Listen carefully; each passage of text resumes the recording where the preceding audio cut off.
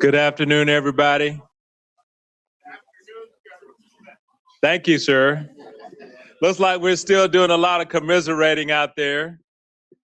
So let's give our folks who put our lunch together a round of applause. That was good food, right? But even better yet was discussion and dialogue. I saw some people meeting new people, which is great stuff.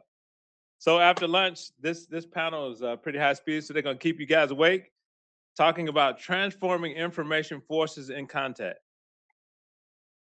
So to fully grasp information advantage concepts, the DoD needs a total force solution that inculcates the premise that every soldier fighting by, with, and through the information, human, and physical dimensions will help actualize the achievement of information advantages. To moderate this panel, we have Dr. Sean McFate, who is an author and professor at the College of International Security Affairs at National Defense University.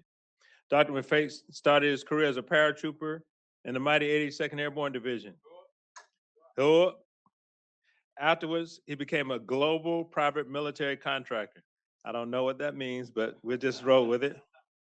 He dealt with African warlords, raised armies for U.S. interests, rode with armed guards in the Sahara, conducted strategic reconnaissance for the extractive industry, transacted armed deals in Eastern Europe, and helped prevent impending genocide in Central Africa. Okay. Dr. McFate is also the author of a nonfiction book, The New Rules of War, How America Can Win Against Russia, China, and Other Threats. He's also written for the New York Times, Washington Post, The Atlantic, The Hill, Foreign Policy, Daily Beast, and War on the Rocks. He holds a Bachelor's of Arts from Brown University, Master of Public Policy from the Harvard Kennedy School of Government, and a PhD in International Relations from the London School of Economics. He was also a fellow at Oxford. Dr. McFate, the floor is yours. Thank you, Les. Thank you very much, and welcome back from delicious lunch. I am pleased to moderate this amazing panel. As we all know, but we live in a hyper-information age. And finally, I would argue the US national security establishment is catching up to the fact that this changes warfare. Last July, as we all know, the DoD published its strategy for operations in the information environment. And what today's panel is really about is not about abstruse concepts or theory, but where the rubber meets the road on this question, where we are today and where we need to be to win the information dimension of the fight. Fortunately, we have 5 incredible experts at this crossroads right now.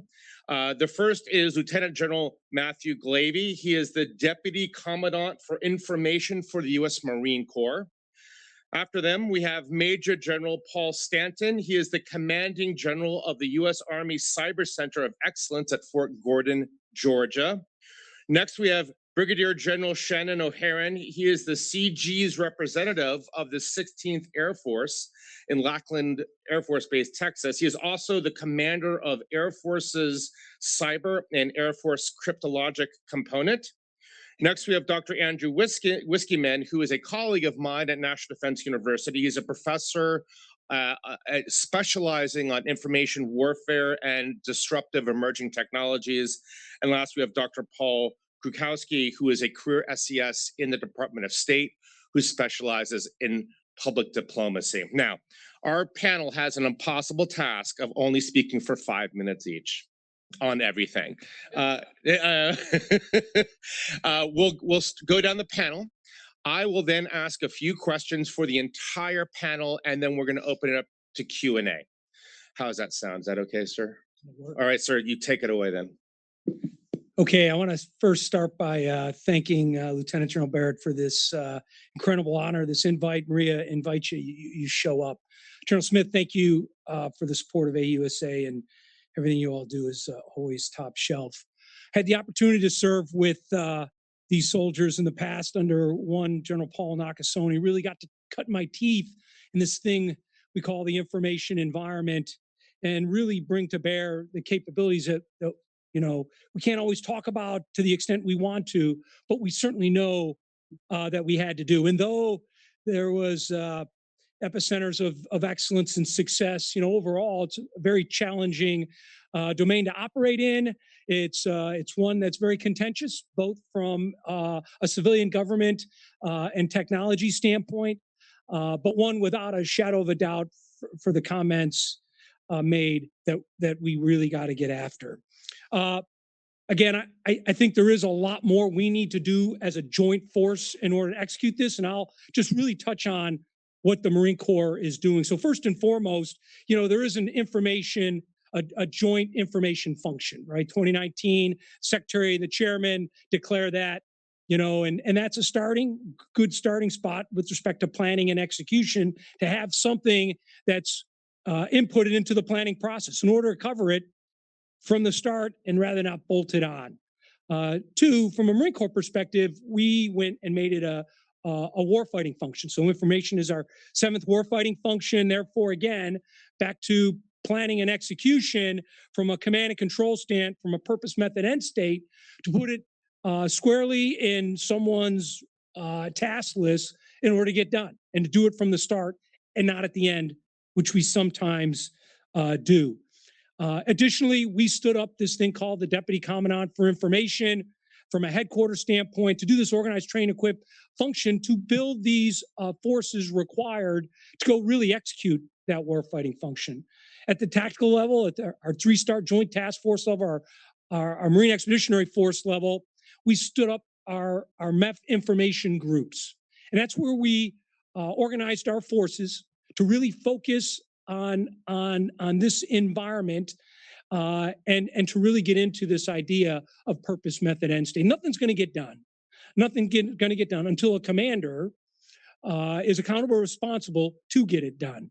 And we have seen this in the past where we push things over to the G2, the G6, maybe a little 39 mixed in there, and have had limited to no success in that. Staff officers, commanders, our commanders, again, need to be able to command and control, execute the purpose, method, end state of their commander in order to be successful. So we stood up our MEF information groups. And the purpose of that is to certainly, with the by, with, and through the combatant commander, with the joint force, be able to campaign through OAIs or whatever the coin of the realm is from a COCOM perspective, but to be able to do it day in the life.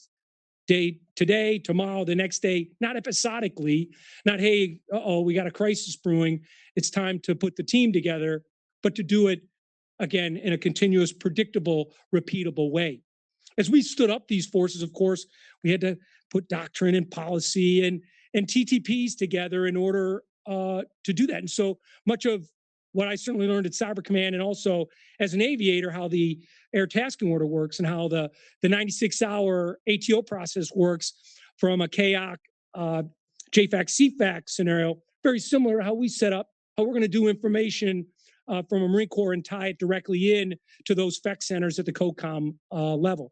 So we, documents like the information tasking order and things normally from a doctrinal joint standpoint, we have put together in order to synchronize our force in order to get after these day in the life campaigning requirements.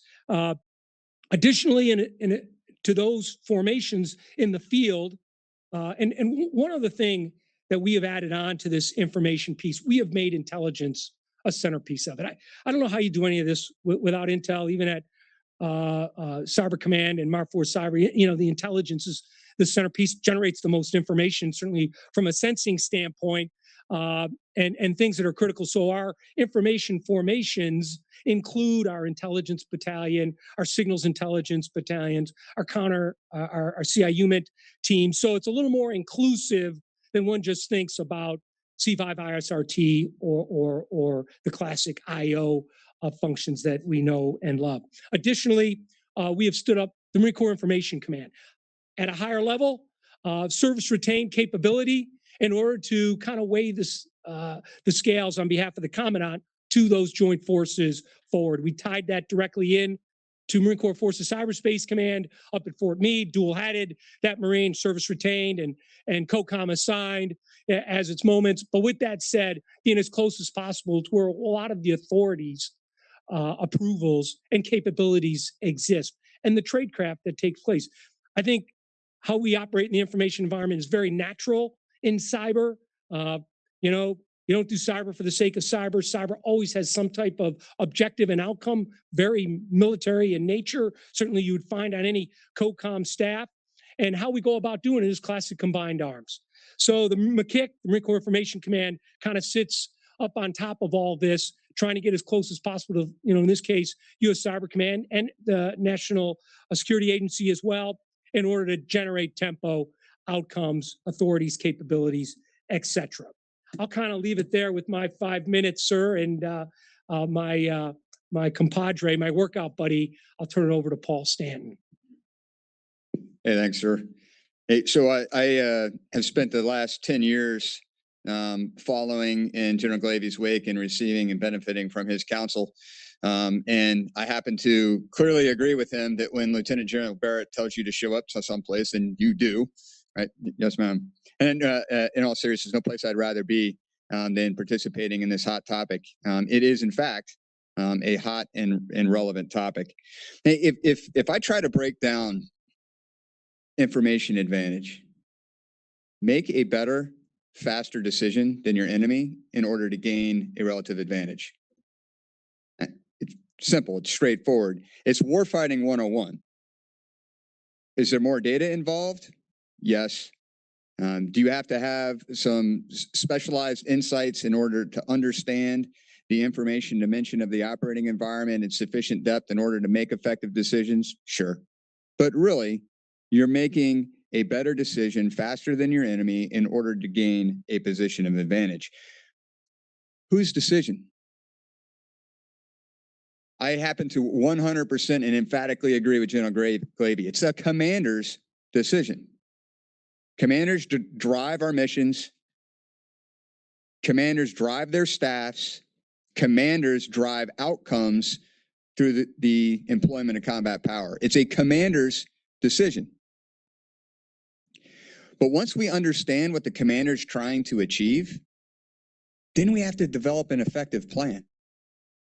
And we've listened to our panelists all morning talk about the requirement to plan effectively, to employ data effectively in order to support that decision making.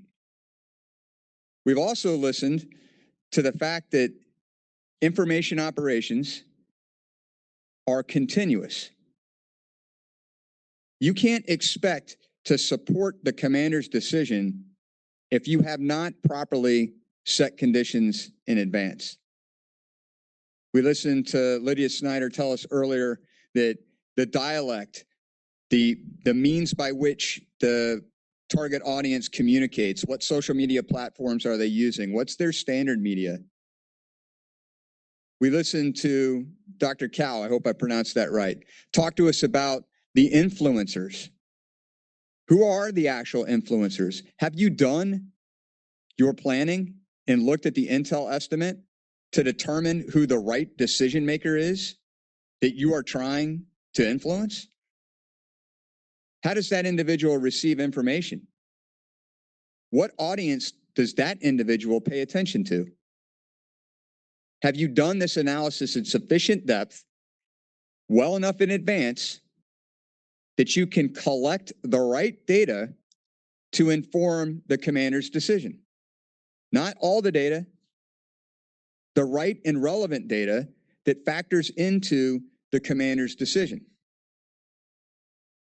And yes, you employ the right tools and you use your big data algorithms. You design your ecosystem for analyzing the data effectively, but it requires a plan. We also listen to the fact that the authorities by which to execute operations in the information dimension are controlled at a relatively high level. If you go to a geographic combatant commander and say, I want to conduct information operations, you'll walk right back out of the headquarters having achieved nothing. In contrast, if you've done your planning, you've done your homework, and you walk in and say, here is the very specific objective that I am attempting to achieve.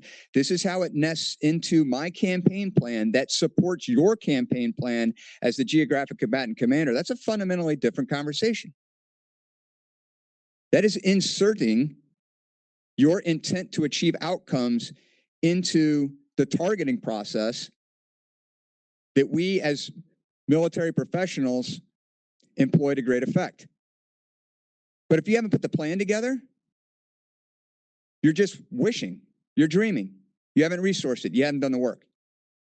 We in the Army are promoting the Theater Information Advantage Detachment, a TIAD.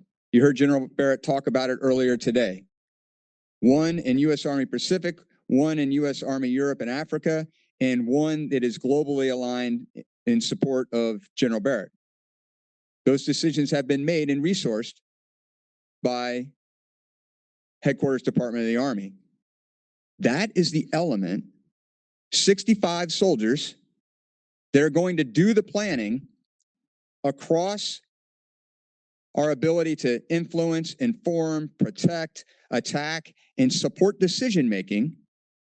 They are the experts in civil affairs, in public affairs, in cyber operations, in psychological operations. They are the experts that can put that plan together so that they can walk back into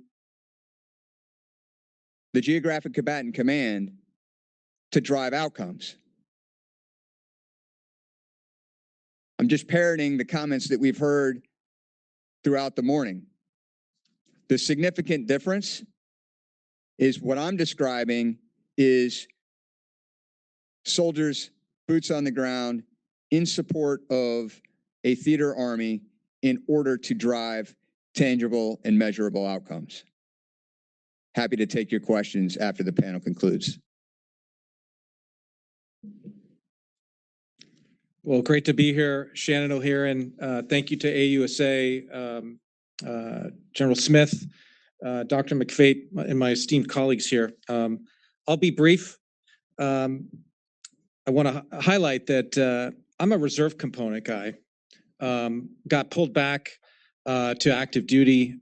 So in addition to standing in for Lieutenant General Kevin Kennedy, the commander of 16th Air Force, I run a small team for the Secretary. And we focus on emerging threats. But I see parallels across what we do in OSD with what each of the services and the components are doing. Three things that I would highlight. And I came from industry before I came back to active duty. So data, I'm sure you guys have talked about it. I would submit to you that I will take whatever data I can get my hands on. In OSD, I advocate for more of it. I've resigned myself to telling, when summoned to the Secretary's office, doesn't matter where you come from, Mr. Secretary, I need more data and I need to see your homework. That's going to help drive collaboration across the Joint Force, across the services and the combatant commands. And we can't do it without you. We need more of that collaboration, and that includes collaboration across the interagency and with our foreign partners and allies as well. TTPs and experimentation. Before he became the chairman, General Brown was Chief of Staff of the United States Air Force, and he used to highlight and talk to the entire department about accelerate, change, or lose. And I would submit to you that without the frameworks to conduct the experimentation, to generate those TTPs that we need to give us the competitive advantage that we've enjoyed for so long, we can't accelerate without that. 16th Air Force is in the midst of a transition, and personally, I myself am transitioning from OSD and 16th Air Force to the Joint Staff, hence my involvement in the chairman's morning update this morning. And if there's one thing I learned from Lieutenant General Mike Gruen, one of my previous Marine commanders, was to get used to being uncomfortable. When I've learned the most, it's because of things that I've failed at accomplishing. And I think we need to keep that in mind. Failure is a great teacher. So thank you again. it's great to be here, and I look forward to your questions. Thanks and good afternoon. I don't know why we keep getting the after lunch time slot, but I'm not sure if it's to keep you awake or it's because it's time for a nap and the comments that I have are completely irrelevant and it doesn't matter what you miss. I'll let you be the judge of that after the panel. A couple of thoughts when it comes to information forces. There's something I think that the Army as a whole, and likely the nation, is getting wrong in this space. And what we're getting wrong is we conflate tactical level greatness with strategic superiority. I hear that, unfortunately, in a lot of the conversations, not all of them, that are going on about information forces, at least from where I sit in my ivory tower now, able to think long, deep academic thoughts, not getting woken up in CENTCOM like I used to do with crisis du jour. Everything that we do should be designed to create conditions for capitulation, focused on the enemy's mind. We say that, but then too often we disaggregate our approach. Now, it's vitally important to get the tactical piece right, and I think we do that pretty well. We can do that with electronic warfare. We can do it with cyber operations, holistically with cyber operations. I think if we dust ourselves off, we can even do it in deception, right? There's a lot of things we can do very well tactically. What we're missing is the mindset to pull that together operationally and strategically for clear end states in time and space for what we're trying to achieve cognitively. That doesn't get solved by the best tactical units in the world. What we're not doing right now that I see is pulling this together in the education system and in the wargaming system. Those are two, I think, relatively easy fixes. Although I don't know if you've ever tried to change a POI academically. I'm not sure which is a worse bureaucracy to have to fight something through.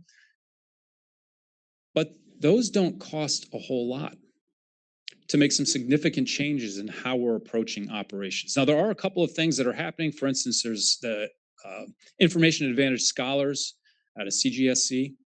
That's a start, but that's not part of the core curriculum. Can we add more time? I mean, we've added domains and we haven't added any time to the war colleges or the Command and General Staff colleges. You're still supposed to cover everything. I know that comes at a cost, but if you're not spending the time educating in this space, how do you expect senior leaders to show up to be able to make decisions in this when they haven't spent that time working through it? Same thing with the war games. Too often in my experience, we have white carded away capabilities because it's hard or it doesn't fit. Come on, folks, we do multi-echelon training. We can do this and it doesn't cost a lot of resources. Yes, you need to resource what you're doing. Everybody says we need to resource what we're doing. We don't have any more money at the moment. So what, in the words of Winston Churchill, do we need to do? We need to start thinking. I think there are creative ways we can come up with practicing this, with exploring this, with thinking deeply about it, and coming up with some creative solutions, multi-echelon, for taking the capabilities that we do have and employing them in asymmetric ways against our adversaries. They're not 10 feet tall. They are good at what they do, but they have some significant vulnerabilities. Intelligence has been mentioned of laying down and what those are. Well, let's take our own strengths and apply them against that and test that out. I think we can do that in relatively short order, which may help inform the decisions that we make about how we organize, train, and equip the forces that we need. I realize we're not supposed to have abstruse comments about theory, but if you don't know where you're going, any road will get you there. And you can build up the best force that you can possibly build up in a bespoke, to borrow something from the Brits, way, but it doesn't end up solving the problem that you have. It's kind of like any Simpsons fans out there. Yes, no, maybe. Okay, Homer Simpson's car, the one he designed and built, that was a. So if you don't know, YouTube is your friend. And I'll leave you with this because I've rapidly understood that I have left generationally where I'm stuck. So I teach now, and I'll make jokes that I think are funny. Now, I'm not the funniest guy in the world, but I know this joke is funny and nobody laughs. I know that I've made a cultural reference Nobody has any idea what I'm talking about. So my kids get stuck on Saturday night if they don't laugh at my dad jokes, running through old episodes of 80s sitcoms and shows like Chips. They had no idea who Eric Estrada was. So see, if you don't know, your homework assignment tonight is to get on one of those streaming things, just watch one episode and you'll be like, Ponch and John, I got it. He was brilliant. That was I should have laughed. Anyway, I look forward to your comments, questions, and I'm here all week. Thanks. Good, and I'm going to round us out. I promise to be relatively quick. I come at this from a slightly different perspective than many of our colleagues, which is how do we bring this together at the interagency level? I want to start with end this round with where Dr. McFate started us, which is where are we today and where do we need to be? A couple of observations on where we are. So across our national security objectives, information and influence cognition are woven into essentially every single one of them. We won't be able to mobilize our allies to support Ukraine without influencing people and being effective in the influence domain. Can't deal with global health, can't deal with any of the other security and economic challenges we have without information. This is no real surprise to our adversaries either, right? So just in my part of this universe, the overt attributed space, China spends between 10 and $12 billion. We spend 2.4. Russia spends about the same that we do. And that doesn't include anything on the other side of the line, right? Clandestine, covert. That's just the overt space. And they have woken up to the idea that the information space is not just about conflict. It's about all of these other forms of competition, soft and hard, right? And each of Russia and China in particular have their own kind of house style of how you weave these together. The legal elements, buying media outlets, they pick and choose their approach to it. And they've figured out how you blend this together, how you move from the elements of competition to conflict, soft and hard. It's everywhere. It is absolutely everywhere. So we have effective adversaries blending the civilian, the military, and the intelligence, and they're outspending us. So what is it that we do in this moment? I think we all feel it. I think the drive that all of us have experienced across DoD, across state, across the IC, feels like we're under tremendous pressure. We have to figure out how we actually get the integration across agencies working well. Because if we don't, we are flying blind against an adversary who has figured out how to combine their own equivalent of the interagency tools increasingly effectively. I can send you some incredibly bad Chinese propaganda videos. They're spending hundreds of thousands of dollars producing video quality that none of us are ever going to get to in any reasonable way. But it's terrible because the ideas are terrible. But they're getting better. They're getting better day by day. And we have to be prepared to meet them by solving some of our own weaknesses. I think one of the things that state has really been focused on over the last 3-4 years is figuring out how we reach in and pull together the work with our DoD and IC colleagues. And we have to keep going, not just in the information influence space, but also how we get cyber together and how we combine all of these tools for greater effect across both the military and the civilian side. I really see 4 areas where there's great promise for us to do work here: alignment on doctrine and ideas, how we do work. It's incredibly difficult sometimes to get operators across state, DoD, and the IC to just use common language. And the idea that we need a common dictionary just kind of illustrates that problem, that we spend a lot of time getting lost in translation. The more we can do to align and to have common operating models there, the better we're going to be, which is really the how. We have the who, making sure that we get, to your point, Andrew, how do we get all of the interagency working together in some of those war games and exercises so that we understand how to operate together? We've practiced it, we've gotten better. And then really get to the what, doing joint planning and operations that goes beyond any one of our campaigning models and really is joint at an interagency level. Our adversaries, our pacing threat is doing it. So why can't we too? I think we really have to be successful. I think we ultimately will prevail because I think we're entirely capable of solving that challenge. And we have something that neither Russia nor China do, which is ideas that people don't hate. Particularly in the influence space, you have to be able to have something that people actually enjoy. The thing that I have seen through my entire career at State is our colleagues, our adversaries have to work really, really hard to convince people that the PRC way of governing, way of running an economy, way of running the information space is good, because it's actually terrible. They have to engage in widespread lies because what they are doing doesn't actually support what people want. We don't have that problem. We have something that, despite all of the challenges that we have in the United States, people still want to come here. They want to work with us as partners. They want to be our allies. They want to be our friends. They want to adopt our systems. If we can get the fundamentals of how we do our business right, I think we ultimately will prevail in the years ahead. And with that, I turn it back over to our esteemed moderator to run us into Q&A. All right, thank you very much, gentlemen. So I'm going to ask a few questions just for the panel just going down the line. The first question is, what keeps you up at night regarding what our adversaries are doing in the information environment?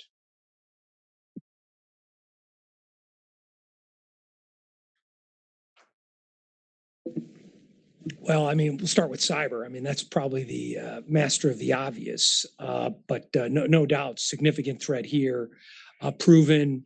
Again, back to predictable, repeatable. Got game. Watch this thing grow. Watch them get better.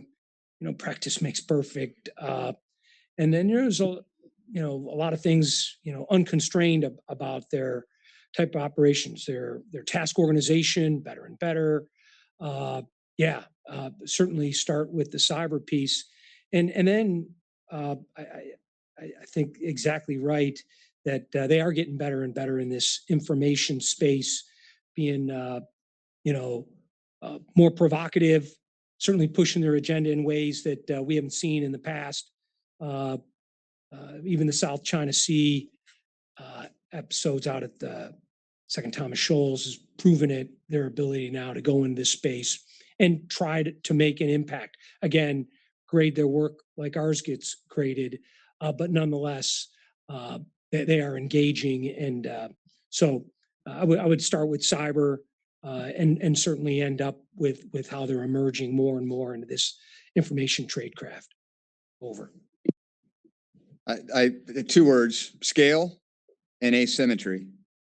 They have more people than we do that are focused on this problem. And then there are several different forms of asymmetry.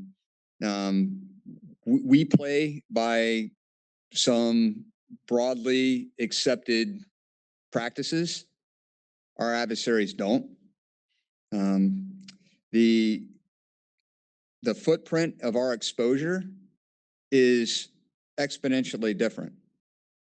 We have refrigerators that do our taxes. Presents challenges for the effective defense of our systems. And then I fundamentally agree with the requirement for education that was presented. But I also believe that it goes deeper than just our service members. Absolutely have a challenge there, but broadly as a society, we have to understand how the supercomputer in your pocket works effectively and make sure that we have cyber citizens that we're developing from our children's perspective, because they present, they're currently vulnerable and they present vulnerabilities to our nation's security in the future. Well, I'm going to echo what General Stanton said. Scale, that keeps me up at night, frankly. From an emerging threats perspective, that's what I focus on. And I focus on the threat against us as human beings, so the bioeffects. But to enable that, I'm very interested in what General Glavy said, cyber, new and emerging tactics, and those integrated effects when combined together. How do we leverage the whole of government to get better at detecting, at characterizing, at sensing and making sense, and then operationalizing a response to that?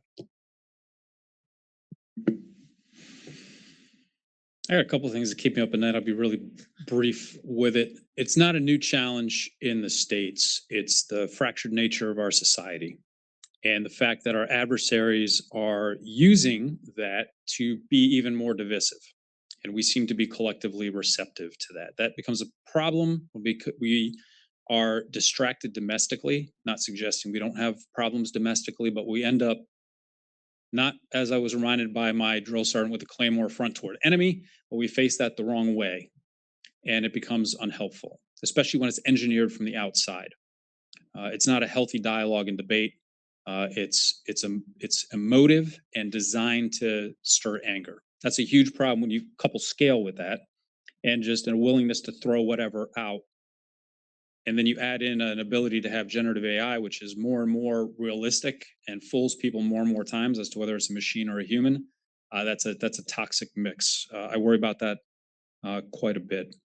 And then the second piece would be, we seem to have this sense of complacency, which is not always a bad thing when things are comfortable, but everything can be weaponized.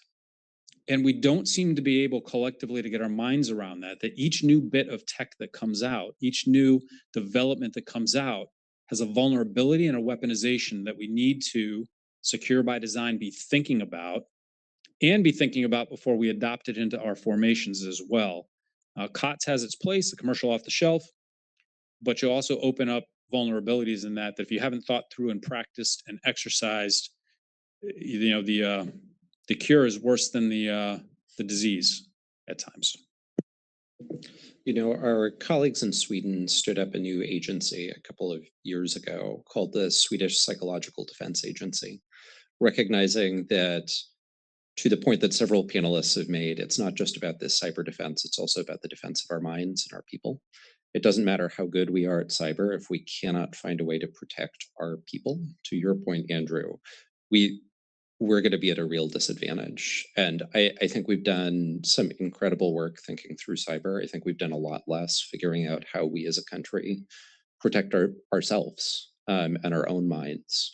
And we certainly see our adversaries going right for that soft target. Thank you.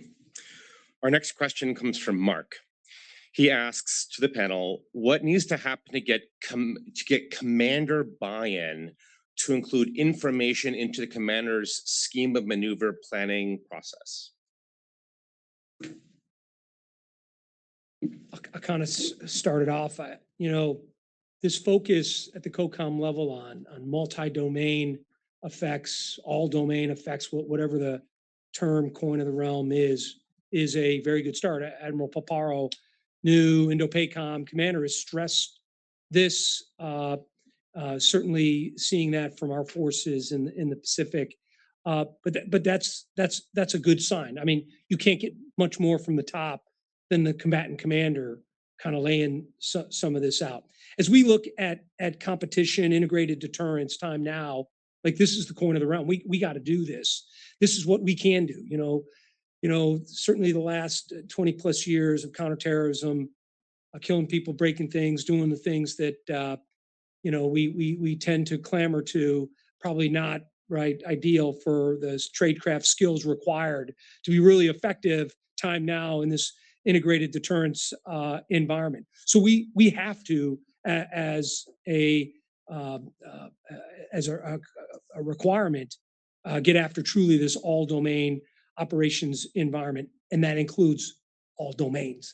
And how one does that, how we look at space, how we look at cyber, and then on top of all that, how we maximize the information environment. But it's got to be built into the planning process. Starts with campaigning. I mean, all the 101 J5 like stuff where it starts, and then ultimately into execution.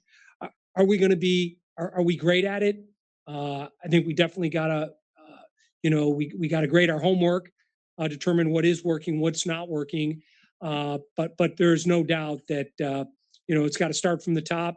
And as a service, to organize, train, equip, providing forces that can do some of these capabilities, influence operations. Marine Corps has been very shallow here from a PSYOP standpoint and other things. We've had to grow. One, we had to stand up an MOS, military occupational, especially then two, we had to grow it. I mean, we were, hole in our swing, blind spot, that's it. If you don't have those type of planners, so you're going to be very awkward. So a holistic way to get after this, but good news, right? Starts from the top down, right? And then the service is making sure our components are ready as part of the joint force to contribute to what the combatant commander needs done. Over.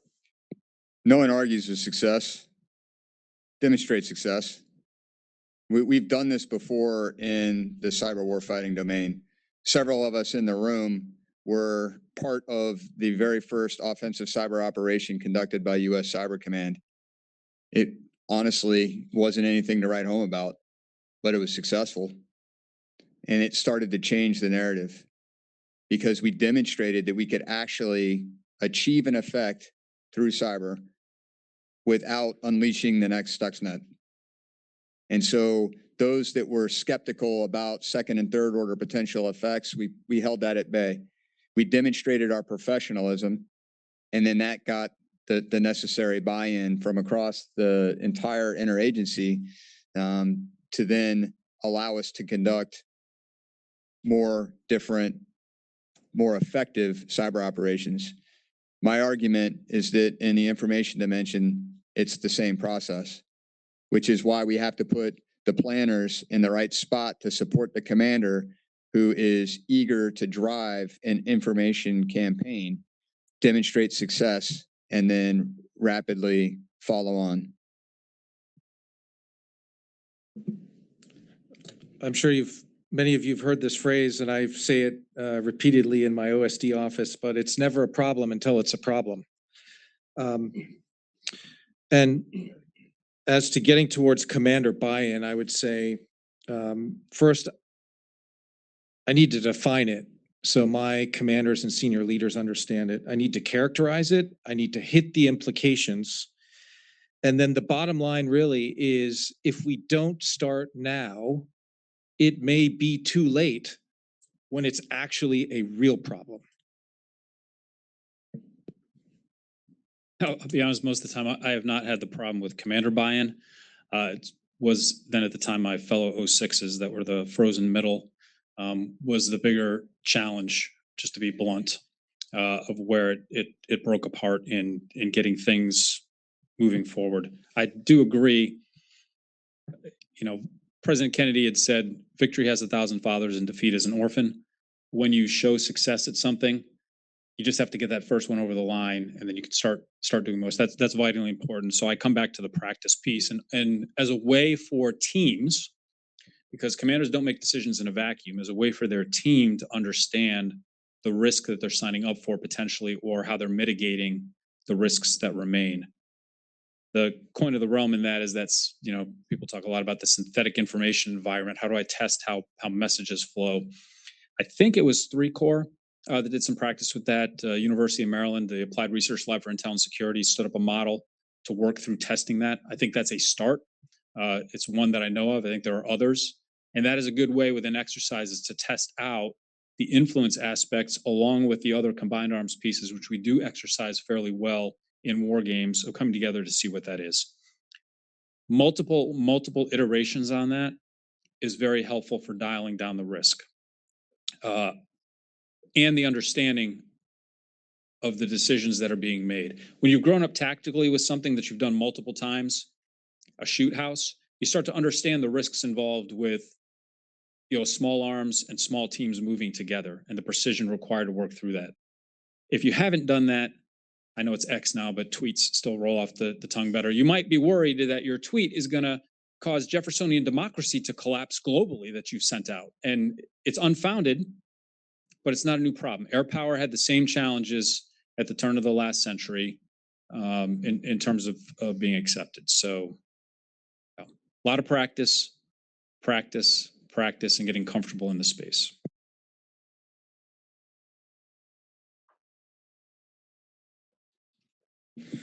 All right. Since you didn't say anything, Paul, I'm going to ask you a question from somebody. Based on open sources, it appears that Chinese and Russian narratives are proving more effective to the global South than we might have predicted. Are you concerned at all that the appeal of US values in the US political system may be decreasing amongst this audience? What can the interagency do about it? Yeah, a couple of really interesting things from opinion polling. One, favorability towards the United States continues to go down. That has been true for most of the last 6-7 years. But when you dig below top line favorability, people's interest in partnering with the United States has broadly not, right? When you start asking questions about who your partner of choice is, on economic partnership, on security relationships, it largely remains the United States. And what I think we've seen both across polling, but also engagement with elites, is when they have the offer to partner with the US or the PRC, they will almost always choose the US if they have an advantageous offer on the table for them. When they don't have an offer on the table from us, it's a completely different question.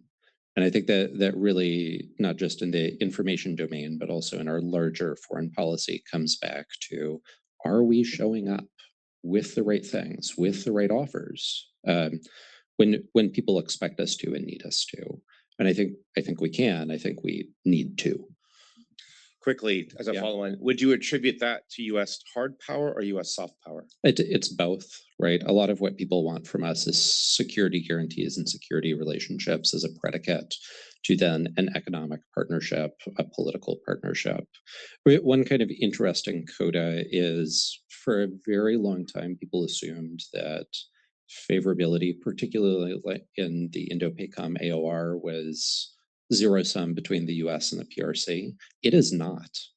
And what you see in the polling over the last year in particular is, yes, the US has slid, particularly as the war in Gaza drags on, but PRC favorability has gone down too, a lot, for a lot of other factors and a lot of their own behavior. So, I think that comes back to, are we showing up? Do we have an offer on the table in the places that it really, really matters most? Even though I run a lot of our opinion polling operation, you got to take it with a grain of salt and understand that it reflects not just people's attitudes, but what they see as kind of realistic options for them out there. Thank you, Paul.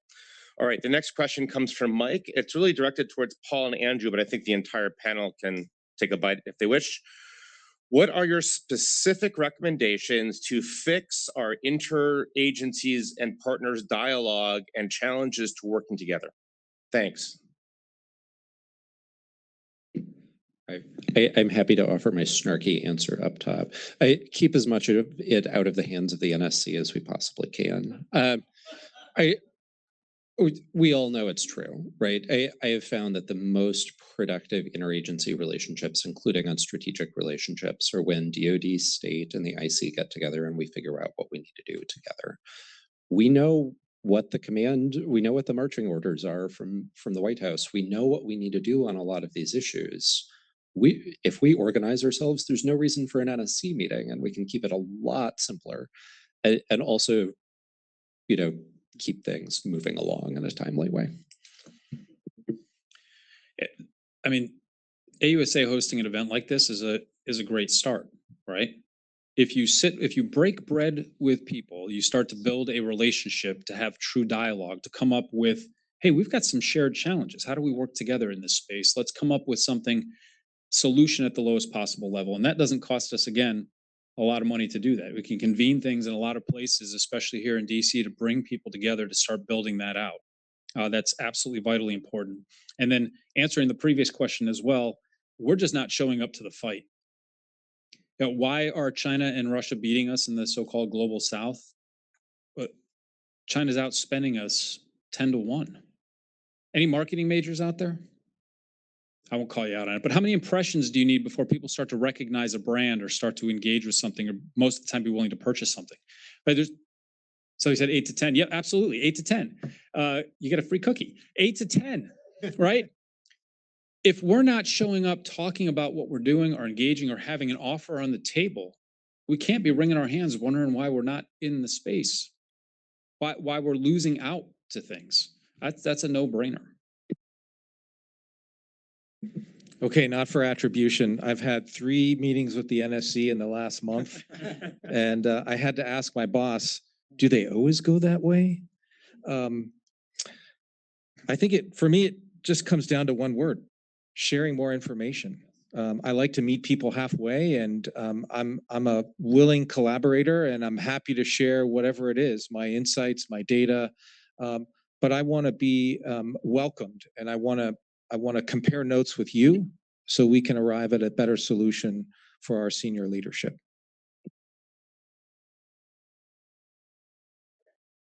Okay, Veen, Sorry, Yes, sorry.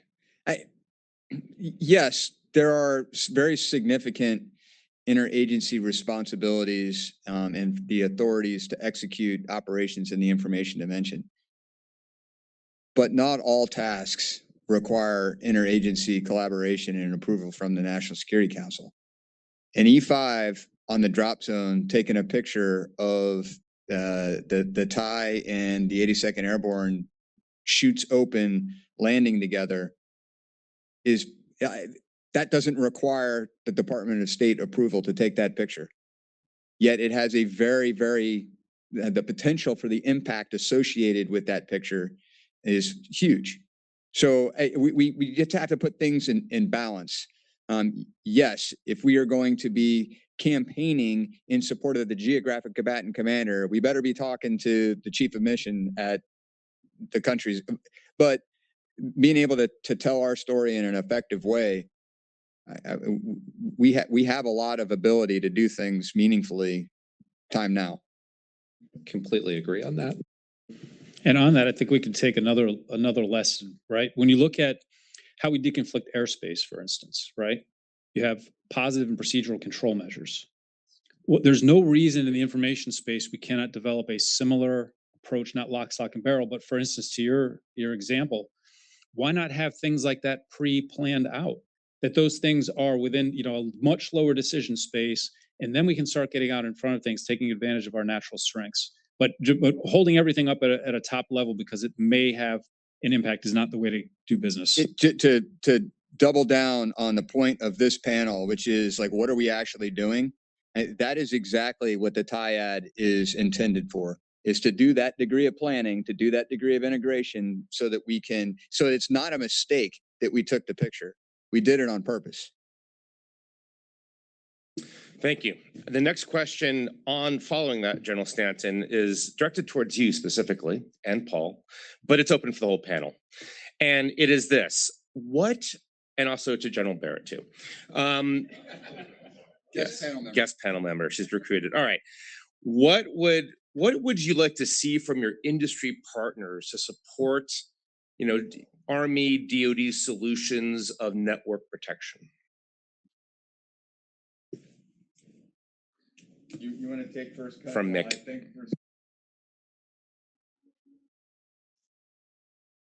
So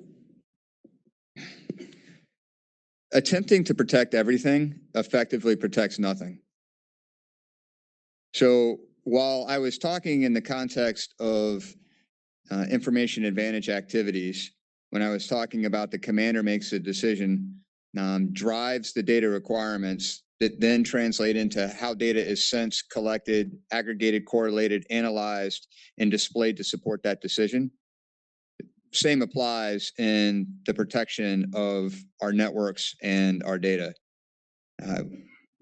We need to be specific about what we're interested in protecting, how we're prioritizing, and then communicate that back to industry for the solutions that will help us meet the challenges associated with the aggregation, correlation, storage, algorithms running on top of decision support visualizations. One thing to add on this, you're not going to be good at something if you don't do it a lot. I think that's been a repetition here we've talked about. So what am I getting at? Traditionally, DoD buys black boxes, programs of record.